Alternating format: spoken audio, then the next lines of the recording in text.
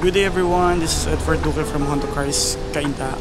And today, ipapakita ko sa inyo yung new generation natin ng Honda CR-V. So try muna natin ikutan.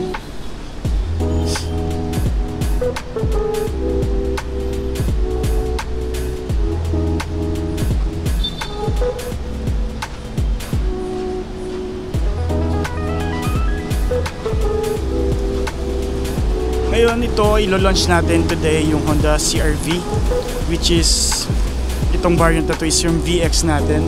So ang dumating sa amin na variant na Honda CR-V is yung VX, hindi pa to hybrid, pero ito yung all-wheel drive. So yung mga naghahanap dyan ng all-wheel drive, yung mga dating SX ang hinahanap, ito meron tayong VX na Honda CR-V. Then ang difference niya from last generation ng Honda CR-V is dati may diesel tayo, may D-Tech engine tayo. So ngayon yung mga engine ng Honda CR-V natin is dalawang klase po. Isang 1.5 engine tas 2.0 na hybrid. So sa next vlog natin, pag may dumating tayong stock ng Honda CR-V na hybrid na RS variant, yun yung next natin i-vlog. So sa ngayon, ito lang ang dumating sa amin. Actually, dalawang unit ang dumating, which is itong VX, parehong pang demo unit namin, and itong i-display sa unveiling. So ito, makikita nyo yung difference. Pag-uusapan natin yung mga difference. So pagdating dito sa unahan, dito sa taas, green glass laminated pa din. Tapos naka Honda Sensing. Yan. Yun pa rin, Honda Sensing katulad ng dati. Tapos ito, auto wipers, meron tayong auto wipers.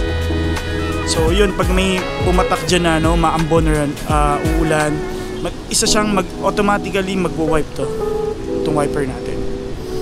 Tapos pagdating dito sa hood, umaba yung itsura niya. So yung design nito, kung mapapansin nyo, yung trend ng Honda HR-V natin, ayan yung itsura, HR-V. Tapos yung mga Honda City, yung pansinin nyo to, medyo flat yung muso. Yan yung mga trend, parang yung language ngayon ng mga design ng kotse. So medyo magkakahawig kasi syempre parang may mga fashion sa mga, parang sa fashion, di ba? May mga usong itsura.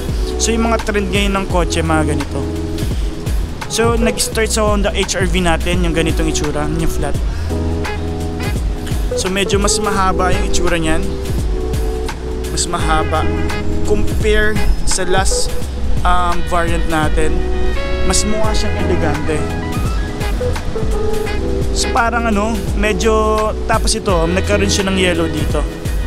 Ayan. Reflectorize. Ayan. So parang itsura niya, kung medyo familiar po kayo sa mga US version ng mga kotse, madalas din may mga ganyan, may mga yellow na ganyan. Tapos dito sa headlight, ganun pa rin, LED with DRL, auto headlights dahil meron tayong Honda Sensing. Tapos LED yung DRL, LED, full LED po siya, hindi siya combination, full LED. Tapos yung fog lights, yan, LED rin yung fog lights natin. So try natin buksan yung ilaw. Ayan. Sobrang ganda. Ito, kaya wala yan, itong part na to, yun yung high beam. So DRL is yung headlight natin, naka low beam lang. Then sa grills ito, nagbago. As in nagbago lahat kasi sa last generation ng Honda CR-V natin, medyo malaki yung headlight. Ito medyo maliit. Pero hindi nag-compromise yung parang humina yung yung ilaw. Ganun pa rin. Tapos piano black. Yan. Sobrang glossy, yan. Para siyang wing sa headlights. Tapos piano black grills. Tapos malaking Honda badge. Yan. Tapos ang pinagandaan dito, may mga camera dito front, may camera dyan sa front, may camera dito sa side. Then ito sa watch lane natin sa back.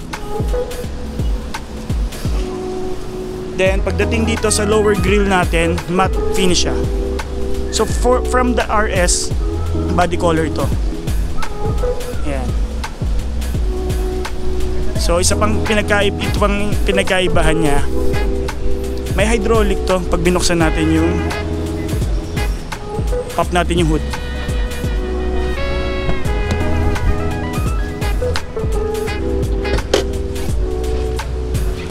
Tapos yung taillight, tignan nyo na rin. Ayan yung taillight. Ganun pa rin, same yung itsura niya. Ganun, nandun pa rin yung itsura ng dating generation. Nag-update lang. In-update lang yung itsura yan. LED. Full LED na rin siya.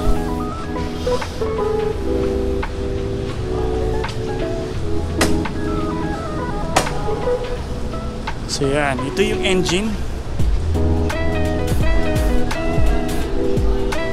Ang engine niya is 1.5 engine na VTEC turbo, 4-cylinder, 16 valve with the horsepower ng nasa 188 horsepower. So ito, nawala yung diesel variant niya. So ngayon, ang naging sagot ng Honda Philippines is, or international, lagyan siya ng smaller engine kasi dati normally 2.0, 2.4 yan yung mga engine displacement ng Honda CR-V. So ngayon 1.5 na turbo, with turbo siya. So ngayon 188 na yung horsepower. Maintenance ganun pa rin, every 6 months or every 10,000, whichever comes first. Tapos ito yung sinasabi ko sa inyo, bago. Ngayon meron na siyang ganito, naka-hydraulic na, so mas madali na siyang iyak. Tapos ang isa naman nating variant is 2.0, yun yung hybrid, yung RS natin. 2.0 with hybrid engine. So ginagandahan ng electric vehicle na talaga siya. Yung engine niya na 2.0, nag-i-start lang yan na magamit pag mga 80 kilometers pataas siya, kasi dun mas matipid, more efficient yung engine. So para ma-enjoy pa rin ng driver or yung owner yung ganda ng gasoline engine. Tapos kinagandahan nun, 8 years yung warranty ng battery. So ito hindi pa to naka-hybrid, 1.5 engine pa rin to. Ayan. So dito tayo sa side, watch lane, yun pa rin, meron pa rin siyang watch lane. Watch lane, tapos naka-integrated side turn lamp pa rin. Ayan. Tapos yung mugs niya is, difference niya from RS is naka-piano black yung RS. Pero same design, nag-black lang siya. Tapos kinagandahan dito, ang ground clearance ng Honda CR-V na VX is nasa 208mm comparing to yung hindi mga all-wheel drive 198. So mas mataas tong variant na to. So hindi sila magkakasing taas. Plus walang ganito, walang roof rail yung mga RS tsaka yung isang variant. So yun, body color, smart entry, tas yun pa rin, meron pa rin siyang chrome para mas elegante tignan. Tapos yung preno natin, harap is ventilated disc brake. Tapos yung sa rear natin is disc brake rin siya, solid disc brake siya. So yan yung side niya. So yung pinaka pa rin ng CR-V nandito, pinaka iconic na design niya dito. Then pagdating sa rear, yan makikita natin halos same pa rin naman siya ng mga dati. Yan, naka LED.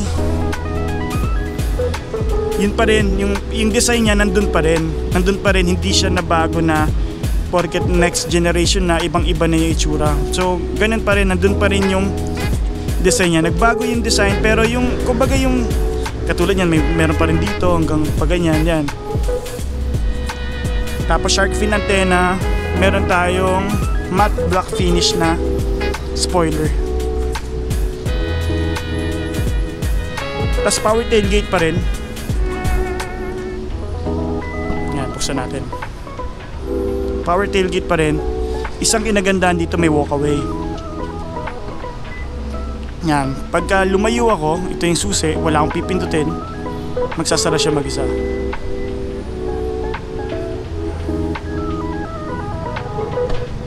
Tapos may mga hands-free sa pag-open yung RS natin. So yung mga ways dito, yan. Isa-swipe mo lang, tapos mag-open na siya. So ito wala pang ganun. Pero ang kinagandahan, ito meron naman siya sa remote, meron din siya dito para ma-open. Kinagandahan meron na siyang ganito. So kunwari, nakalimutan mo lang or less hassle, diba? Tapos pwede mong iset yung height. Pwede yung iset yung height ng tailgate natin. Kung gusto mong mas mababa, konti. Ayan, para pag-open. So, tingnan na rin natin dito sa likod. Yan, may tonneau cover pa din. Ito yung tonneau cover. Ayan.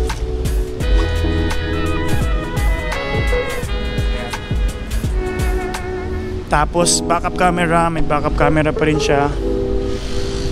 Tapos may turbo. VTEC turbo. Yan, VTEC turbo. VTEC turbo kasi yung engine. Kasi dati ay DTEC naman. All-wheel drive, ibig sabihin ng all-wheel drive is parang 4x4 siya.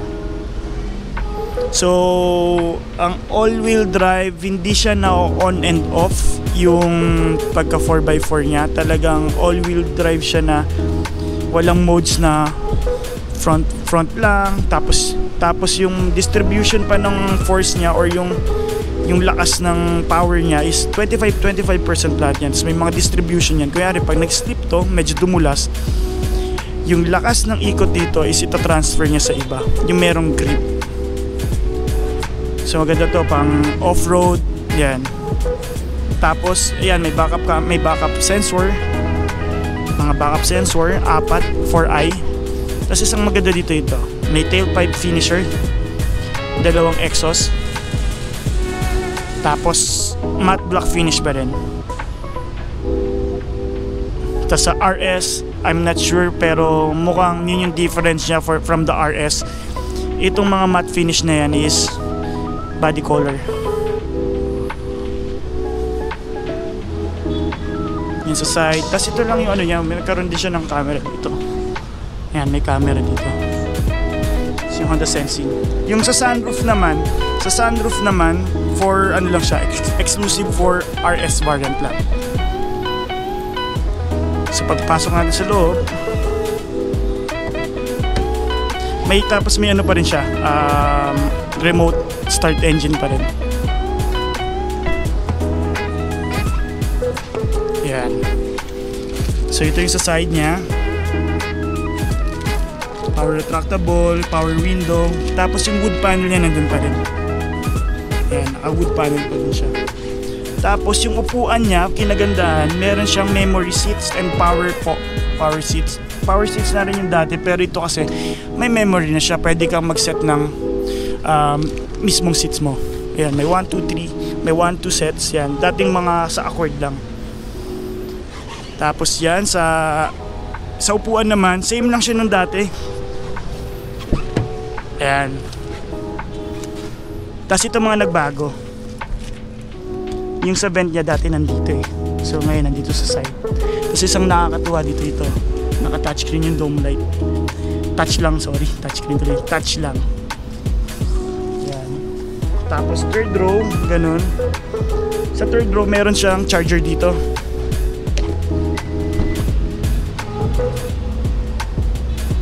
Ito, may charger. Ayan, may 12 volts dito.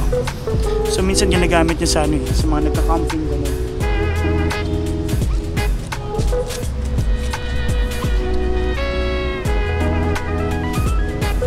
Ayan, yes. Third row, leather pa rin. Tapos may mga tawag dito, cup holder tayo dito sa side. Sobrang linis ng sobrang linis siya tignan. Kasi pati dome light yung touch lang, touch mo lang Tapos itong naman, mga vents, nasa side na, wala na dito sa. Tapos 4 pa rin yan. So kung medyo kulang pa dun sa second row yung niya, yung init, yung lamig ng aircon, pwedeng itutok pa rin dito sa second row. Tapos dito sa meron din siyang isa para sa yan. Tapos for safety, naka curtain airbag siya, front side airbags, tapos curtain airbags. Yan. Tapos ito naka motorized na. Ito check. Tapos LED yan, mga LED na. Last na to. Uy na ba? Yan, piano block. Naka piano block pa rin, wood panel, silver dito, yan. Yan yung mga ano natin. Tapos naka memory seat, power seats. Tapos dito naman sa loob, yan, push start pa din. Nag-adjust mag-isa kasi may nag-set na yata. Yan. Saan ba natin isa? Full digital. Parang si ano na, sa Civic na. Full digital yung ano natin, gauge panel natin. Tapos yung sa mga air vents, yan yung mga honeycomb. Yan na rin, naka-ano na rin siya. Auto leveling. Di ba siya naka-auto leveling pero pwede natin i-level yung headlight. Yan, check natin. Yan, yung ilaw. Nabababa. Tataas. Kung napapansin nyo sa video, tumataas baba itong ilaw. Medyo hindi lang siya pansin dito sa video pero may leveling, pwede natin i-adjust yung leveling. Cruise control. Tapos dito yung ano natin, cruise control to sa steering. Kasi steering wheel pala natin naka-leather na. Leather with paddle shifter. Tapos yung RS natin walang paddle shifter. Itong VX lang and V. Then ito power, ito yung sa controls ng ano natin, sa touchscreen, sa audio controls and hands-free, yan, Bluetooth. Tapos meron tayong wireless charger, wood panel pa din. Tapos itsura na yan yung sa Civic, ganyan yung itsura. Tapos naka-leather. So ngayon nawala na yung dating pinipindot lang, may shift knob na siya ngayon. So icon button, tawag dito yung ano natin, electric power handbrake. Yung handbrake natin is electric na rin yung ganito pa rin yung dati.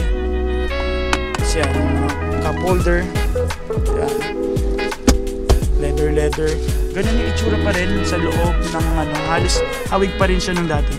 And conversational mirror, naligyanan ng sunglass, eyeglass, ganyan. Ito may ilaw pa to, definitely. Yan, may ilaw. Pati dito sa kabila, may ilaw pa rin yan.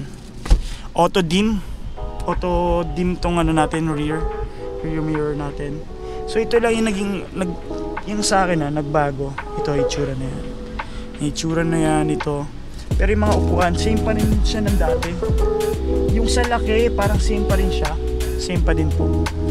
So ito lang, sobrang ganda lang dito. Buti hindi nila inalis tong wood panel. Kasi yung mga nawala sa ngayon.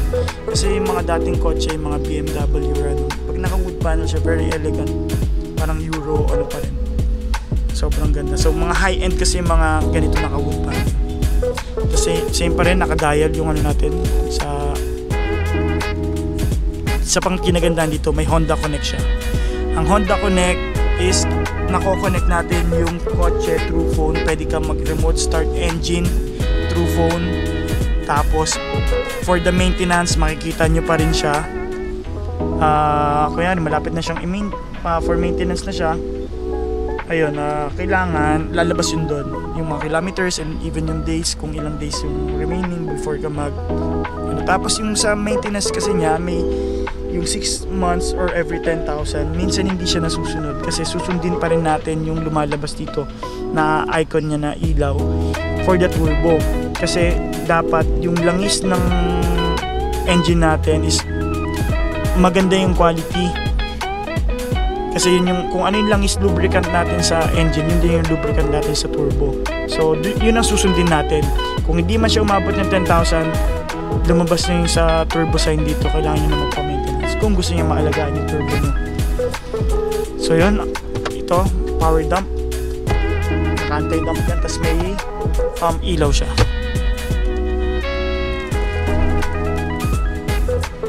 So yun guys, ito yung itsura ng susi. Ayan. So yun guys, kung if ever na interested kayo dito sa Honda CR-V, iwan ko dito yung number ko. Tapos sa ngayon wala pa naman tayong kung anong promo, pinakita ko pa lang sa inyo to.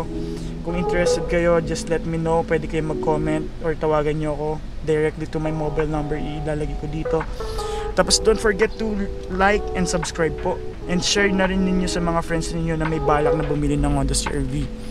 Tapos please support my channel, paki-subscribe po yung channel natin. So thank you, maraming salamat. Abangan nyo yung mga next vlog natin. Thank you guys.